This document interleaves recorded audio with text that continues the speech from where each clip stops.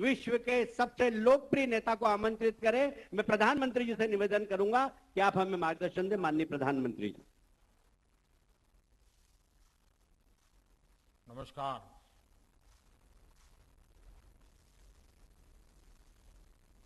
महामंडलेश्वर कंकेश्वरी देवी जी और राम कथा आयोजन से जुड़े सभी महानुभाव, गुजरात की इस धर्मस्थली में उपस्थित सभी साधु संत, महंत, महामंडलेश्वर एससी ट्रस्टा नंदा ट्रस्ट के सदस्यगण, अन्य विद्वान और श्रद्धालुगण, देवी और सज्जनों, हनुमान जयंती के पावन अवसर पर आप सभी को, समस्त देशवासियों को बहुत बहुत शुभकामनाएं। इस पावन अवसर पर आज मोरबी में हनुमान जी की इस भव्य मूर्ति का लोकार्पण हुआ है। ये देश और दुनिया भर के हनुमान भक्तों के लिए, राम भक्तों के लिए बहुत सुखदाई है। आप सभी को बहुत बहुत बधाई। साथियों, रामचरितमानस में कहा गया है, बिनु हरि कृपा, बिनु हरि कृपा मिल ही नहीं संता। यानी ईश्वर की कृपा के बिना संतों के दर्शन दुर्लभ होते हैं। मेरा यह सौभाग्य है कि बीते कुछ दिनों के भीतर मुझे मां अंबा जी, उमिया माता धाम, मां अन्नपूर्णा धाम का आशीर्वाद लेने का मौका मिला है। अब आज मुझे मोरबी में हनुमान जी के इस कार्य से जुड़ने का, संतों के समागम का हिस्सा बनने का अवसर मिला है। भाइयों और बहनों, मुझे बताया गया है कि हनुमान जी की इस तरह की 108 फीट ऊंची प्रतिमा देश के 4 अलग अलग कोने में स्थापित की जा रही है। शिमला में ऐसी ही एक भव्य प्रतिमा तो हम पिछले कई वर्षों से देख रहे हैं। आज यह दूसरी प्रतिमा मोरबी में स्थापित हुई है। 2 अन्य मूर्तियों को दक्षिण में रामेश्वरम और पश्चिम बंगाल में स्थापित करने का कार्य चल रहा है, ऐसे मुझे बताया गया। साथियों, ये सिर्फ हनुमान जी की मूर्तियों की स्थापना का ही संकल्प नहीं है, बल्कि ये एक भारत श्रेष्ठ भारत के संकल्प का भी हिस्सा है। हनुमान जी अपनी भक्ति से, अपने सेवा भाव से सबको जोड़ते हैं। हर कोई हनुमान जी से प्रेरणा पाता है। हनुमान वो शक्ति और संबल है जिन्होंने समस्त वनवासी प्रजातियों और वन बंधुओं को मान और सम्मान का अधिकार दिलाया। इसलिए एक भारत श्रेष्ठ भारत के भी हनुमान जी एक अहम सूत्र है। भाइयों और बहनों, इसी प्रकार राम कथा का आयोजन भी देश के अलग अलग हिस्सों में लगातार होता रहता है। भाषा बोली जो भी हो, लेकिन राम कथा की भावना सभी को जोड़ती है।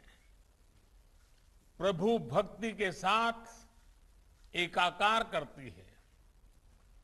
यही तो भारतीय आस्था की, हमारे अध्यात्म की, हमारी संस्कृति, हमारी परंपरा की ताकत है। इसने गुलामी के मुश्किल कालखंड में भी अलग अलग हिस्सों को, अलग अलग वर्गों को जोड़ा। आजादी के राष्ट्रीय संकल्प के लिए एकजुट प्रयासों को सशक्त किया। हजारों वर्षों से बदलती स्थितियों के बावजूद भारत के अड़िग अटल रहने में हमारी सभ्यता, हमारी संस्कृति की बड़ी भूमिका रही है। भाइयों और बहनों, हमारी आस्था, हमारी संस्कृति की धारा सद्भाव की है, समभाव की है, समावेश की है। इसलिए जब बुराई पर अच्छाई को स्थापित करने की बात आई तो प्रभु राम ने सक्षम होते हुए भी खुद से सब कुछ करने का सामर्थ्य होने के बावजूद भी उन्होंने सबका साथ लेने का, सबको जोड़ने का, समाज के हर तबके के लोगों को जोड़ने का, छोटे बड़े जीव मात्र को उनकी मदद लेने का और सबको जोड़ करके उन्होंने इस काम को संपन्न किया। और यही तो है सबका साथ, सबका प्रयास। ये सबका साथ, सबका प्रयास का उत्तम प्रमाण प्रभु राम की ये जीवन लीला भी है, जिसके हनुमान जी बहुत अहम सूत्र रहे हैं। सबका प्रयास की इसी भावना से आजादी के अमृत काल को हमें उज्जवल करना है। राष्ट्रीय संकल्पों की सिद्धि के लिए जुटना है। અને આજે જ્યારે મોરબીમાં કેશવાનંદ બાપુની આ તપોભૂમિ પર આપ સૌના દર્શન કરવાનો મોકો મળ્યો છે, ત્યારે તો આપણે તો સૌરાષ્ટ્રમાં દિવસમાં કદાચ 25 વાર સાંભળતા હોઈશું કે આપણી આ સૌરાષ્ટ્રની ધરતી સંતની ધરતી, સુરાની ધરતી, દાતાની ધરતી, संत सुरा અને દાતાની આ ભૂમિ એ આપણા કાઠિયાવાડની, આપણા ગુજરાતની અને એક પ્રકારે આપણા ભારતની આગવી ઓળખ પણ છે। મારે માટે ખોખરા હનુમાન ધામ એક પ્રકારે નિજી ઘરેબાવાળી જગ્યા છે।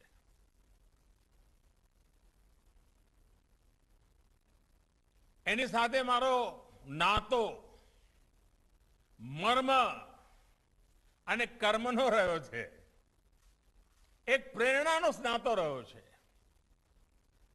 વર્ષો પહેલા જ્યારે જ્યારે મોરબી આવવાનું થયું, કાર્યક્રમો ચાલે ને સાંજ પડે તો એમ થાય કે હાલો જરા હનુમાન ધામ જઈ આવીએ, પૂજ્ય બાપુ પાસે 5-15 મિનિટ વિતાવીએ, એમના હાથે કાંઈ પ્રસાદ લેતા આવીએ। અને જ્યારે મચ્છુ ડેમની ઘટના ઘટી, દુર્ઘટના ઘટી, ત્યારે તો આ હનુમાન ધામ પ્રવૃત્તિથી ધમધમતું થઈ ગયું અને એના કારણે મારો સ્વાભાવિક રીતે બાપુ સાથે ઘનિષ્ઠ નાતો આવ્યો। અને એ દિવસોમાં ચારે તરફથી લોકો જ્યારે સેવા ભાવથી કામ માટે આવતા, ત્યારે આ બધા સ્થાન હતા, મથક બની ગયા કે જ્યાંથી મોરબીના ઘેર ઘેર મદદ પહોંચાડવાનું કામ ચાલતું હતું। એક સામાન્ય સ્વયંસેવકના નાતે મને લાંબો સમય તમારી બધાની વચ્ચે રહીને એ દુઃખની ઘડીમાં આપની સાથે રહેવાનું, આપના માટે જે કંઈ ચાલતું હતું એમાં જોડાવાનું મને સૌભાગ્ય મળ્યું હતું। અને એ વખતે પૂજ્ય બાપુ સાથે જે વાતો થતી હતી એમાં મોરબી આનાથી પણ ભવ્ય બનાવવું છે ભાઈ. ઈશ્વરની ઈચ્છા હતી, આપણી કસોટી થઈ ગઈ એમ કે બાપુ. અને હવે આપણે અટકવાનું નથી, બધાએ લાગી પડવાનું છે. બાપુના શબ્દો બહુ ઓછું બોલતા પણ સરળ ભાષામાં વાત મૂકતા. આધ્યાત્મની દ્રષ્ટિથી પણ માર્મિક વાત કરવાની પૂજ્ય બાપુની વિશેષતા રહી હતી. ત્યાર પછી પણ અનેક વાર એમના દર્શન કરવાનું સૌભાગ્ય મળ્યું. અને જ્યારે ભુજમાં અને કચ્છમાં ભૂકંપ આવ્યો, હું એમ કહી શકું કે મોરબીની દુર્ઘટનામાંથી જે પાઠ ભણ્યા હતા, જે શિક્ષણ લીધું હતું, આવી પરિસ્થિતિમાં કેવી રીતે કામ કરાય, એનો જે અનુભવ હતો એ ભૂકંપની અંદર કામ કરવામાં લેખે લાગ્યો. અને એટલા માટે હું આ પવિત્ર ધરતીને વિશેષ ઋણી છું. કારણ જ્યારે પણ મોટી સેવા કરવાનો મોકો આવ્યો તો મોરબીના અનુભવો આજે પણ એ સેવા ભાવથી કામ કરવાની પ્રેરણા આપે છે. અને જેમ ભૂકંપ પછી કચ્છ ઝળહળી ઉઠ્યું છે, એવું જ આફતને અવસરમાં પલટવાની ગુજરાતીઓની જે આગવી તાકાત છે એ મોરબીએ પણ બતાવી. આજે આપે જુઓ, ચીની માટીના ઉત્પાદકો આપણા ટાઇલો બનાવવાનું કામ કહો, ઘડિયાળનું કામ કહો, તો મોરબી આવી એક ઔદ્યોગિક પ્રવૃત્તિનું પણ કેન્દ્ર બની ગયું. નહીં તો પહેલા બચ્ચુ ડેમ પહેલા ચારે તરફ ઈંટોના ભઠ્ઠા સિવાય કઈ દેખાતું નહોતું. મોટી મોટી ચીમનીઓ અને ઈંટોના ભઠ્ઠા. આજે મોરબી આન બાન શાન સાથે ઊભું છે. અને હું તો પહેલા પણ કહેતો હતો કે એક બાજુ મોરબી, બીજી બાજુ રાજકોટ અને ત્રીજી બાજુ જામનગર. જામનગરનો બ્રાસ ઉદ્યોગ, રાજકોટનો એન્જિનિયરિંગ ઉદ્યોગ અને મોરબીનો ઘડિયાળનો ઉદ્યોગ કહો કે આપણા સિરેમિકનો ઉદ્યોગ કહો, આ ત્રણેયનો ત્રિકોણ જોઈએ તો એમ લાગે કે જાણે એક નવું મિની જાપાન આપણે ત્યાં સાકાર થઈ રહ્યું છે. અને આ વાત હું આજે જોઈ રહ્યો છું કે એક એવો સૌરાષ્ટ્રની અંદર એક એવો આ ત્રિકોણ ઉભો થયો છે. અને હવે તો એમાં કચ્છ પણ પડખે ઉભેલું કચ્છ પણ ભાગીદાર બની ગયું છે. આનો જેટલો આપણે ઉપયોગ કરીએ અને જે રીતે મોરબીમાં ઇન્ફ્રાસ્ટ્રક્ચરનો વિકાસ થયો છે, મુખ્ય રીતે બધી સાથે જોડાઈ ગયું છે. આ અર્થમાં મોરબી, જામનગર અને રાજકોટ અને આ બાજુ કચ્છ એક પ્રકારે રોજગારની નવી તકો ઊભી કરનારું એક સામર્થ્યવાન નાના ઉદ્યોગોથી ધમધમતું કેન્દ્ર બનીને ઉભર્યું છે. અને જોત જોતામાં મોરબી એક મોટા શહેરનું રૂપ લેવા માંડ્યું અને મોરબીએ પોતાની આગવી ઓળખ ઊભી કરી. આજે દુનિયાના અનેક દેશોમાં મોરબીની પ્રોડક્ટ પહોંચે છે, એના કારણે લોકોને મોરબીની ઓળખ થઈ ગઈ છે. અને આ ઓળખ આ ધરતી પર જે સંતો, મહંતો, મહાત્માઓ એને કઈ ને કઈ જ્યારે સાવ સામાન્ય જીવન હતું ત્યારે પણ એમણે તપ કર્યા, આપણને દિશા આપી અને એનું આ પરિણામ છે. એ પરિણામને લઈને અને આપણું ગુજરાત તો જ્યાં જુઓ ત્યાં કઈ ને કઈ આસ્થાનું, શ્રદ્ધાનું કામ ચાલતું જ હોય. દાતાઓની કોઈ કમી ન પડે. કોઈ પણ શુભ કામ કરીને લઈને નીકળો તો દાતાઓની આપણે ત્યાં એક પ્રકારે મોટી હરોળ ઊભી થઈ જાય અને એક પ્રકારે સ્પર્ધા થઈ જાય. અને આજે તો કાઠિયાવાડ એક પ્રકારે યાત્રાધામનું કેન્દ્ર બની ગયું છે એમ કહું તો ચાલે. કેટલા બધા, કોઈ જિલ્લો એવો બાકી નહીં હોય કે જ્યાં આગળ મહિને હજારોની તાદાદમાં લોકો બહારથી ના આવતા હોય. અને સરવાળો કરીએ તો એક પ્રકારે યાત્રા કહો યા ટુરિઝમ કહો, એણે કાઠિયાવાડની એક નવી તાકાત ઊભી કરી છે. આપણો સમુદ્ર કિનારો એ પણ હવે ગાજતો થયો છે. મને ગઈકાલે અમારા નોર્થ ઇસ્ટના ભાઈઓને મળવાનું થયું, ઉત્તર પૂર્વી રાજ્યોના ભાઈઓ, સિક્કિમ, ત્રિપુરા, મણિપુર, આ બધા રાજ્યોના ભાઈઓને મળવાનું થયું. એ હમણાં ગુજરાત આવ્યા હતા બધા, અને દીકરી પરણાવવા માટેનો જેમ સાજો સામાન લઈને ભાગીદાર બને એમ શ્રી કૃષ્ણ અને રૂકમણીના લગ્નમાં રૂકમણીના પક્ષે બધા આવ્યા હતા. હવે આ ઘટના પોતાના એક તાકાત ઊભી કરે છે. અને જે ધરતી પર ભગવાન કૃષ્ણના લગ્ન થયા હતા ત્યાં માધવપુરના મેળામાં આખું નોર્થ ઇસ્ટ ઉમટી પડ્યું. પૂરબ અને પશ્ચિમની એકતાનું એક અદભુત ઉદાહરણ પૂરું પાડ્યું. અને ત્યાંથી જે લોકો આવ્યા હતા એમના હસ્તશિલ્પીઓનું જે વેચાણ થયું છે એને તો નોર્થ ઇસ્ટના માટે એક આવકની મોટું સાધન ઊભું કરી દીધું છે. અને મને લાગે છે કે આ માધવપુરનો મેળો જેટલો ગુજરાતમાં પ્રસિદ્ધ થશે એના કરતા વધારે પૂર્વોત્તર ભારતમાં થશે. આર્થિક ગતિવિધિ કેટલી બધી વધતી હોય છે. આપણે ત્યાં કચ્છમાં રણોત્સવ કર્યો. હવે રણોત્સવમાં કોઈને જવું હોય તો વાયા મોરબી જ જવું પડે. એટલે મોરબીને જતે જતે લાભ મળે. આપણા મોરબીના હાઈવેની આજુબાજુ કેટલી બધી હોટલો હવે બની ગઈ છે. કારણ કચ્છમાં કચ્છ ધમધમતું થયું તો મોરબીને પણ એનો લાભ મળતો થયો. એને વિકાસ જ્યારે થતો હોય છે અને આ પ્રકારના પાયાના વિકાસ થતા હોય છે ત્યારે એ લાંબા ગાળાની સુખાકારીનું કારણ બનતા હોય છે. લાંબા ગાળાની સુખ વ્યવસ્થાનું એક ભાગ બની જતા હોય છે. હવે આપણે ગિરનારમાં રોપવે કર્યો. આજે વડીલો પણ જેમણે જીવનમાં સપનું જોયું હોય પણ ગિરનાર ના જઈ શક્યા હોય કઠિન ચઢાઈના કારણે હવે રોપવે કર્યો તો કેટલો બધો મને બધા કહે છે કે સાહેબ 80-90 વર્ષના બધા વડીલો લઈને એમના સંતાનો આવે છે અને જીવનમાં ધન્યતા અનુભવે છે. પણ આની સાથે સાથે શ્રદ્ધા તો છે જ, પણ આવકના પણ ભરપૂર સાધનો પેદા થતા હોય છે, રોજગારી મળતી હોય છે. અને ભારતની પોતાની તાકાત એટલી મોટી છે કે આપણે કશું પણ ઉછીનું લીધા વિના ભારતના ટુરિઝમને ખૂબ વિકસાવી શકીએ એમ છીએ. એને સાચ અર્થમાં સારી રીતે પ્રસારિત કરીએ.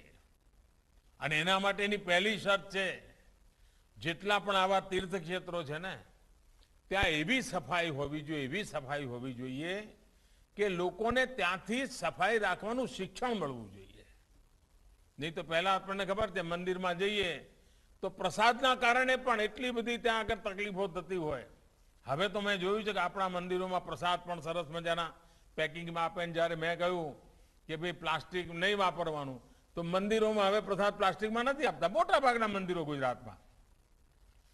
એનો અર્થ એ થયો કે આપણા મંદિરો પણ આપણા સંતો મહંતો એ પણ જેમ સમાજ બદલાય છે, સંજોગ બદલાય છે, એ સંજોગને અનુરૂપ કેવી રીતે સેવા કરવી એના માટે લગાતાર કામ કરતા હોય છે અને પરિવર્તન લાવતા હોય છે. આપણા બધાનું કામ છે કે આપણે એમાંથી કંઈક શીખીએ, આપણા જીવનમાં ઉતારીએ અને આપણા જીવનની અંદર એનો સૌથી વધારે લાભ લઈએ. આ આઝાદીના અમૃત મહોત્સવનો સમય છે. અનેક મહાપુરુષોએ દેશની આઝાદી માટે બલિદાન આપ્યા. પરંતુ એના પહેલા એક બાબત ધ્યાને રાખવા જેવી છે કે 1857 પહેલા આઝાદીની જે આખી પીઠિકા ઊભી કરી, જે આધ્યાત્મિક ચેતનાનું વાતાવરણ ઊભું કર્યું, આ દેશના સંતોએ, મહંતોએ, ઋષિઓએ, મુનિઓએ, ભક્તોએ, આચાર્યોએ, અને જે ભક્તિ યુગ પ્રારંભ થયો એ ભક્તિ યુગે ભારતની ચેતનાને ફરી એકવાર પ્રજ્વલિત કરી અને એમાંથી પછી આઝાદીના આંદોલનને એક નવી તાકાત મળી. આપણે ત્યાં સંત શક્તિ, સાંસ્કૃતિક વિરાસત એનું પોતાનું એક સામર્થ્ય રહ્યું છે જેને હંમેશા સર્વજન હિતાય, સર્વજન સુખાય, સર્વજન કલ્યાણ માટે થઈને સમાજ જીવનમાં કંઈ ને કંઈ કામ કર્યું છે. અને એટલા માટે આપણા માટે તો હનુમાનજીને યાદ રાખવાનો મતલબ જ એ છે કે સેવા ભાવ, સમર્પણ ભાવ. હનુમાનજીએ આ જ શીખવાડ્યું છે. હનુમાનજીની ભક્તિ સેવા પૂર્તિના રૂપે હતી. હનુમાનજીની ભક્તિ સમર્પણના રૂપે હતી. ખાલી કર્મકાંડ વાળી ભક્તિ હનુમાનજીએ ક્યારેય નથી કરી. હનુમાનજીએ જાત ઘસીને, સાહસ કરીને, પરાક્રમ કરીને પોતાની સેવાની ઊંચાઈ વધારતા ગયા છે. આજે પણ આઝાદીના જ્યારે 75 વર્ષ મનાવી રહ્યા છે ત્યારે આપણામાં પડેલો સેવા ભાવ જેટલો પ્રબળ બનશે, જેટલો પરોપકારી બનશે, જેટલો સમાજ જીવનમાં જોડનારો બનશે, આ રાષ્ટ્ર વધુ ને વધુ સશક્ત થશે. અને આજે હવે ભારતને આમ નામ રહેવું પાલવે એમ છે જ નહીં ભાઈ. હવે ભારત આપણે ઊંઘતા હોઈએ કે જાગતા હોય પણ આપણે હવે આગળ વધ્યા વિના છૂટકો જ નથી. દુનિયાની સ્થિતિ એવી બની છે. આજે આખી દુનિયા કહેવા માંડી છે આત્મનિર્ભર થવું પડે. હવે જ્યારે સંતોની વચ્ચે બેઠો છું તો આપણે લોકોને ના શીખવાડીએ લોકલ માટે થઈને વોકલ થાવ, વોકલ ફોર લોકલ. આ વાત લગાતાર કહેવી જોઈએ કે નહીં કહેવી જોઈએ?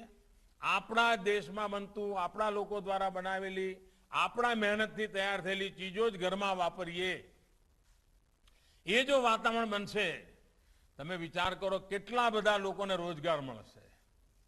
બહારથી લઈ આવીએ સારું લાગે, પણ સહેજ ભલે 19 વર્ષનો ફરક હોય, પણ ભારતના માણસે બનાવેલું હોય, ભારતના પૈસેથી બનેલું હોય, ભારતના પસીનાની એમાં મહેક હોય, ભારતની ધરતીની મહેક હોય, તો એનો ગૌરવ, એનો આનંદ અનેરો હોય છે. અને તેથી આ 25 વર્ષ અમારા સંતો મહંતો બધે જ્યાં જાય ત્યાં ભારતમાં બનેલી ચીજો ખરીદવા માટેના આગ્રહી બને ને, તોય હિન્દુસ્તાનની અંદર રોજી રોટી માટે કોઈ દી તકલીફ ન પડે એવા દિવસો આપણી સામે આવી જાય. અને આપણને તો જ્યારે આપણે હનુમાનજીના વખાણ કરતા હોઈએ કે હનુમાનજી આ કર્યું, હનુમાનજી તે કર્યું, હનુમાનજી આમ કર્યું, પણ હનુમાનજી શું કે? અને એ જ આપણા જીવનની અંદર પ્રેરણા છે. હનુમાનજી કાયમ કહેતા, સૌ સબ તબ પ્રતાપ રઘુરાઈ, સૌ સબ તબ પ્રતાપ રઘુરાઈ, नाथ न कछु मोरी प्रभुताई, नाथ न कछु मोरी प्रभुताई. यानी अपने हर काम, अपनी हर सफलता का श्रेय हमेशा उन्होंने प्रभु राम को दी. उन्होंने कभी ये नहीं कहा कि मेरे कारण हुआ है, जो कुछ भी हुआ है प्रभु राम के कारण हुआ है. आज भी हिंदुस्तान जहां भी पहुंचा है, आगे जहां भी संकल्प करना चाहता है, उसका एक ही रास्ता है, हम सभी भारत के नागरिक. और वही शक्ति है. मेरे लिए तो ये 130 करोड़ मेरे देशवासी वही राम का स्वरूप है. उन्हीं के संकल्प से देश आगे बढ़ रहा है, उन्हीं के आशीर्वाद से देश आगे बढ़ रहा है. उस भाव को लेकर के हम चले. इसी भाव के साथ मैं फिर एक बार इस शुभ अवसर पर आप सबको अनेक अनेक शुभकामनाएं देता हूं. हनुमान जी के श्री चरणों में प्रणाम करता हूं. बहुत बहुत धन्यवाद.